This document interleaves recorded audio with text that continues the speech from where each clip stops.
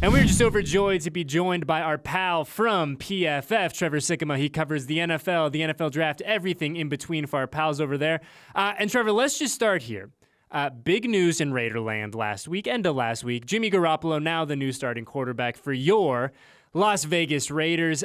In a very general sense, what does your gut tell you how this changes what Dave Ziegler and Josh McDaniels do at number 7 in the draft? Or does it not change the calculus at all?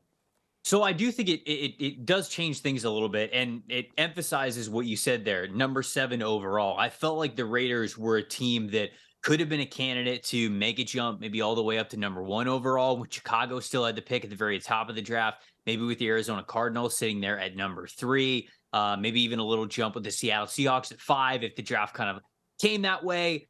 Now I feel like they're going to be comfortable at number 7, right? I feel like they probably had some of those discussions, and what the Bears or what the Cardinals were looking for in return didn't exactly line up with what they wanted to give up. And so, you go sign a guy like Jimmy Garoppolo, who obviously has a lot of familiarity with the coaching staff and Josh McDaniels there. And so you like that right off the bat. They can kind of hit the ground running, so you're comfortable in that regard. But I also think that it continues to give them flexibility for what they do at number 7.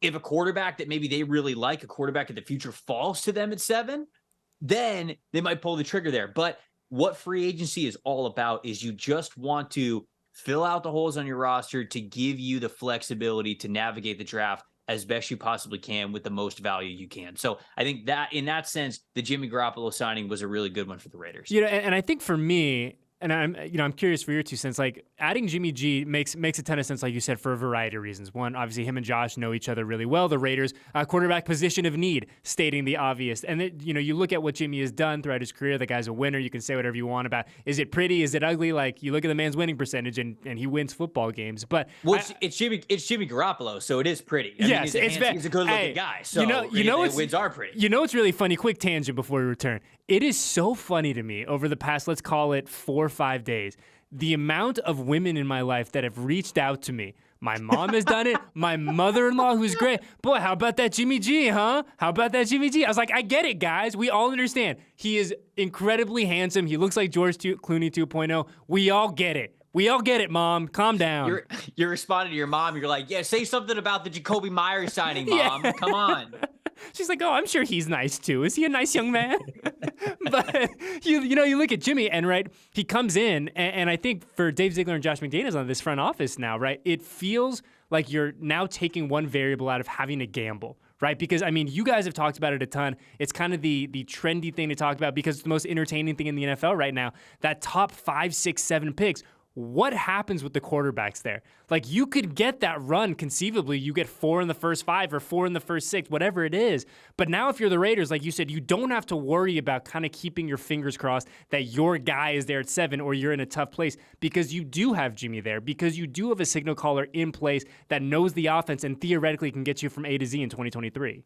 Yeah, and certainly a lot of people who are watching and listening to this are going to say, hey, you need to nail quarterback above anything else. So there might be some that are saying like, oh man, they should have given up the farm to go up to get a guy who they really want at quarterback. And I guess time will tell to see if that would have been the right move or not. But there's no doubt about it. When you look at this Raiders team, you go, okay, what could be some of the needs that this Raiders team really needs to prioritize? Well, unfortunately, it's a lot of the premium pillar positions of the game, the ones that you have to draft early. Pass rusher, offensive line, lockdown corner, right? Those are some areas that people would point to on this roster and say they could use some big-time impact talent. Well, they're sitting there at number 7, and if the quarterbacks, let's say 4 of them, even if just 3 of them go off the board before number 7 overall, means that you could have your pick of the litter of any offensive lineman in this draft, maybe any corner in this draft, probably a dang good pass rusher too, whether you wanted an interior guy or an edge rusher. So I just feel as though they gained a lot of flexibility by doing this. Do they need to nail quarterback? Yes, of course they still do. But getting Jimmy Garoppolo in the building, getting him signed, does give you that flexibility to capitalize on the board as it might fall to you at number 7 without having to give up a king's ransom to go up to number 3 or number 1. I think what's really interesting too here, Trevor, for the fan base, particularly in Las Vegas, is the Raiders, as it stands right now, as we record this on a Tuesday morning, have 12 draft picks in the 2023 NFL draft, Yeah, right? yeah. And so we talk about flexibility and the ability to move up, to move back, to go get a guy, to go find your guy and go get him. I mean, having 12 picks for a guy like Dave Ziegler, I imagine when he sits in his office and he looks at the big board and he sees all the numbers of his picks, I imagine his eyes have to get big because that type of draft capital is so valuable, particularly in a year like this where you said the Raiders, when their needs, they are some of those kind of big dog positions. Yeah, and look, I think, what is it? 3 5th-round picks, 2 6, 2 7s, right? And so when you look at some of the earlier picks, they're probably going to say, okay, we're going to want to move some of that day 3 capital and turn it into maybe early day 2 capital, like move up in the 3rd round with the 3rd round selection that they have, the comp picks there that they have. So maybe you're pairing a couple of draft picks with a team that doesn't have as many, that really just wants to get more bodies, because that's the thing. Like, they're not going to use all 12 draft picks. Sure. You don't want to sign all 12 draft picks. I don't get me wrong. Nobody loves to draft more than I do. I love the theory of what these guys can be and what they can become. But at a numbers game alone, you having 12 guys that you're bringing in for a draft class, this is a lot. You probably want something closer to 8, right? Something around there, maybe between the 7 and 9 range, depending on how you're trying to build out your team. Some teams like a little bit more, some teams like a little bit less, depending on what they're going for. But that's what I feel like the Raiders might be able to do, is not only have that flexibility at number 7, but also with a lot of that extra day 3 capital, maybe pair that or 1 or 2 of those selections and their later 3rd round pick to move up a little bit higher, or their 4th round pick to move up a little bit higher, whatever it is. I think that's a good strategy for them going into the draft. And you talk about those 12 picks and kind of the perfect size for a draft class. That's not even talking about the UDFAs that are going to come after the draft ends on Saturday. So now all of a sudden you're looking at a draft class of, oh my God, we're at 23 guys. Like, that's just not, to your point, it's not feasible, right? I don't think that's how any team wants to kind of build their roster. But in terms of roster management and roster construction, the Raiders have, after the Jimmy Garoppolo signing, have, in my opinion, been very kind of deliberate in how they've attacked free agency, right? There's not a ton of big name guys. You're looking at Jacoby Myers, Marcus Epps, Philip Dorsett, guys like that are coming into the building. But, I've always been of the mind that you're not building your team through free agency, right? Like, to your point, you're kind of supplementing, you're filling holes. And really, as we approach as we get close to the week mark of the new league year, it hasn't been sexy, but I think for the 2023 Raiders, being deliberate and being purposeful in free agency is not a bad thing. No, it's not at all. Like, that's in fact the goal. I think that every general manager and head coach would tell you what we're trying to do is we want to get guys in the building that gives us flexibility in the draft, because that's where you really hit the home runs. You don't hit a lot of home runs in free agency, especially when it's not you bringing back your own guys. It's very rare that you get that opportunity where your needs, who is available in free agency, and you happen to have the free agency salary cap flexibility to bring all of those guys in. It just doesn't hit very often. And so going into every offseason, that's what you want to do. I mean, like, for example, the Robert Spillane signing, right? Linebacker in there. He's a thumper, right? Like, he's a run defender. He's a guy who is going to be reliable for you between the tackles. Didn't feel like the Raiders had that on the roster right now, right? You've got guys who are a little bit lighter, these faster athletic guys, these hybrid kind of players that you're using as former safeties that have turned linebacker, or however you want to say it. Those guys are just those athletes, and you probably wanted that real kind of thumper middle linebacker. And so, like, that's an example of a signing where you bring Spillane in and it's like, all right, is he going to light the world on fire? No, probably not. But he rounds out what you want to do. He fills out some desperate holes to where you don't have to go into the draft and go, oh boy, we don't get a run stopping linebacker, we're going to be screwed this year. So I think that's where the Raiders did a good job with what was available for them and trying to fill out those needs to give them some more draft flexibility. Yeah, and speaking of Robert Spillane, real quick, I mean, when he came into the studio last week when he signed, he told me his nickname was Splat, and I was like, I don't know if there's a better middle linebacker thumper nickname than Splat in the entire NFL. But yeah, I mean, he's a guy that I think the fans here are understandably excited about, because to your point, right, you have all these kind of hybrid guys that play an important role, but you need that OG big dog gonna put your your shoulder pads down and bring someone to the ground. So we love to see those kind of guys. And the other thing too, Trevor, for me is, like, we look at this group, this initial wave of guys that have come in, especially in those first couple of days.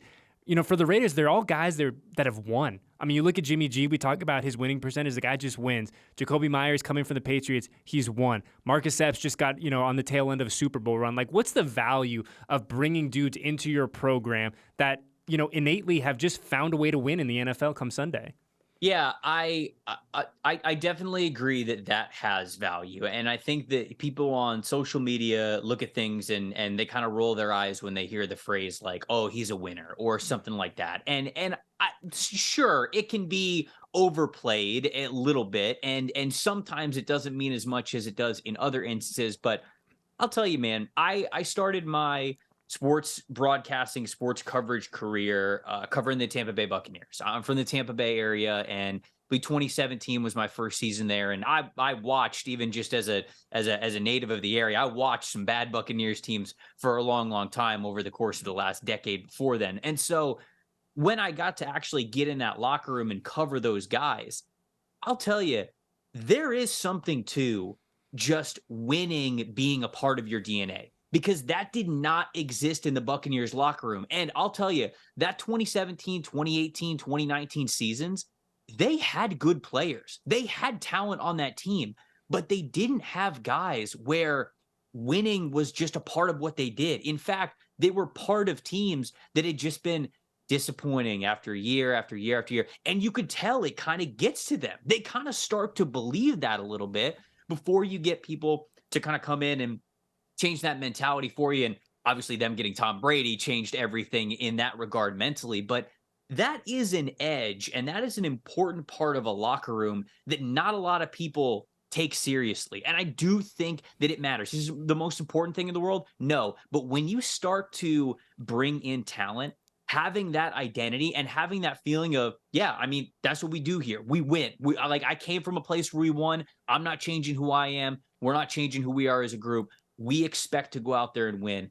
There is absolutely something to that. So as the team kind of comes together and as they kind of form out the rest of this roster, it is important to get guys who have that DNA and just have that naturally in. And that's what we do when we show up on Sundays. Yeah, I mean, Al Davis said, right? Just win, baby. Doesn't matter. Just win. Trevor, before we let you out of here, man, give me one guy in the draft that you're just fired up about. I don't want like a top 10 guy. I don't want Anthony Richardson. I don't want one of these beast defensive ends.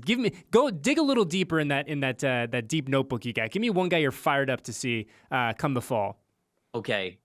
The first guy that comes to my mind is Keaton Mitchell, the running back from ECU. Okay. He is a small little running back, but he wears number 2, which, first of all, phenomenal number. Incredible. And I got to watch him, the very first game of the year, and the second he touched the ball for the first time, I went, that guy's different. And I kind of to look up, like, he's a former track guy who has incredible speed when he puts on the helmet and pads. He was one of the fastest guys that we saw at the combine this past year. And I later got to see him in person when ECU came to Cincinnati and played there. I got to go see the game in person. And again, he just looked like a different athlete. So I don't know where he's going to get drafted. Feels like a mid-round guy, maybe an early day 3 selection, just because of his size. He's a little bit smaller of a player.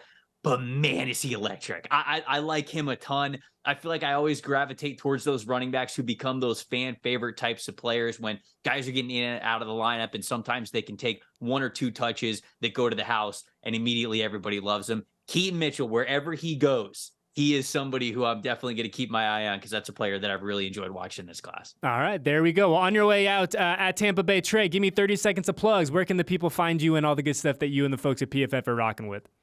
All right, everything obviously at pff.com. You can see all my draft written work over there, doing all the mock drafts, all the big boards, all the rankings, all that good stuff with Mike Renner as well. But if you guys are watching this on YouTube, if you're big YouTube people, the NFL Stock Exchange podcast, myself and Connor Rogers, we're covering the draft front to back for every team in the league as well as we possibly can. Again, the rankings, the big boards, the mock drafts, everything that we're hearing, how we believe the draft is going to go, what we think of all of these players, all that good stuff at the NFL Stock Exchange podcast. Under 30 seconds. He's good. He's good, ladies and gentlemen. Trevor Sikkema, we appreciate you hanging out with us, man. Big shout out to your pal Dave as well for getting this facilitated. He is the best in the biz. Best of luck to you. We'll talk to you soon. All right, brother?